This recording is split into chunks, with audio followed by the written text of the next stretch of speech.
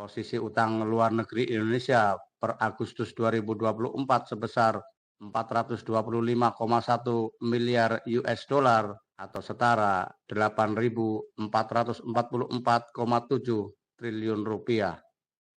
Rasio utang terhadap produk domestik bruto juga melonjak menjadi 39,13%. Dengan demikian, selama menjabat sebagai presiden selama 10 tahun, Joko Widodo atau Jokowi menambah utang sebesar 5.800 triliun rupiah.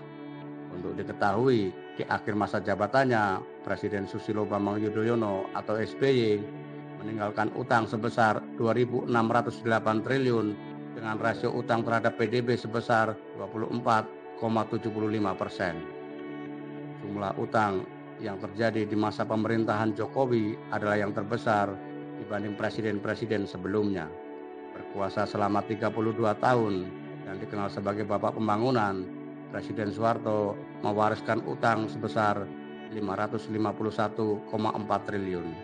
Setahun berkuasa di masa transisi dan krisis ekonomi berat, Presiden B.J. Habibie menambah utang sebesar 300 triliun. Sementara Kiai Haji Abdurrahman Wahid alias Gus Dur yang berkuasa selama 2,5 tahun hanya menambah utang sebesar 200 triliun. Megawati Soekarno Putri yang juga berkuasa selama 2,5 tahun paling irit berhutang yakni hanya menambah 27 triliun. Dan SBY selama 10 tahun berkuasa menambah utang sebesar 1.310 triliun rupiah. Pendukung Jokowi sering menggunakan pembangunan infrastruktur sebagai tameng atas utang yang menggunung, yang jika dibebankan kepada seluruh penduduk Indonesia, termasuk yang masih bayi, maka rata-rata akan menanggung utang sebesar 27 juta per orang.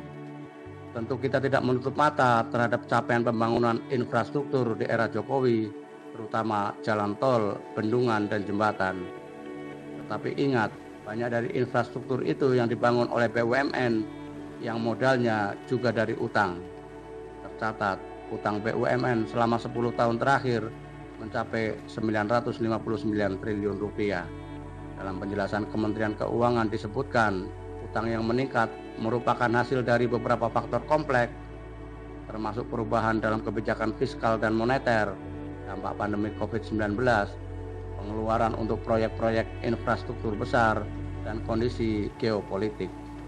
Kementerian Keuangan pun berdalih, utang Indonesia masih dalam batas aman menurut undang-undang, di mana rasionya terhadap PDB masih di bawah 60%. Persoalan mendasar dari beban utang pemerintah adalah besarnya cicilan pokok dan bunga utang yang harus dibayar per tahun. Sebagai gambaran, cicilan pokok dan bunga utang yang dibayar pemerintah di tahun 2024 mencapai sebesar 500 triliun rupiah. Padahal APBN 2024 hanya sebesar 3.325,1 triliun rupiah. Artinya, hampir 20% dari APBN kita hanya digunakan untuk bayar cicilan dan bunga utang. Kondisi tahun depan pun tidak akan jauh berbeda, sungguh miris. Benar, jika dibandingkan dengan Jepang atau Singapura, utang Indonesia masih tergolong kecil. Tetapi ingat, utang mereka nyaris tanpa bunga, sementara utang Indonesia rata-rata dengan bunga tinggi. APBN mereka pun sangat besar, sehingga pembayaran utang tidak terlalu menjadi beban. Bahkan Jepang berutang kepada rakyatnya tanpa bunga, lalu uang tersebut dipinjamkan kepada negara lain dengan dikenakan bunga meski rendah. Jepang merupakan salah satu negara pemberi utang terbesar ke Indonesia. Per Mei 2024, utang Indonesia kepada Jepang mencapai 7,67 miliar US dollar. Membandingkan utang Indonesia dengan Jepang yang sering didengungkan pemerintah, sama saja dengan membandingkan harga minyak goreng Indonesia dengan Jerman. Meski harganya nyaris sama, tapi tidak apple to apple karena pendapatan per kapita Jerman mencapai 52.000 US dollar, sementara Indonesia pendapatan per kapitanya hanya 4.919 US dollar. Sungguh jauh berbeda. Semoga pemerintahan Prabowo Subianto tidak meniru jejak pendahulunya. Di satu sisi, utang memang baik, terlebih jika dimaksudkan untuk mempercepat pembangunan infrastruktur publik. tetapi juga harus memikirkan kemampuan membayarnya.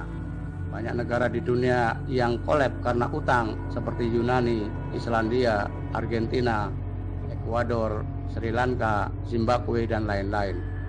Belum lagi negara-negara yang masuk dalam jebakan utang Cina sehingga kehilangan kedaulatan ketika infrastrukturnya seperti pelabuhan dan bandara diambil alih dan dikuasai Cina sebagai kompensasi pembayaran utang seperti yang terjadi di Pakistan, Sri Lanka, Laos, Tajikistan, Ghana, Ethiopia, Uganda, dan lain-lain.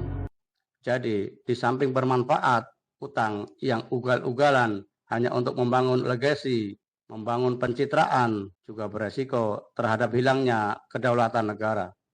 Tetap semangat.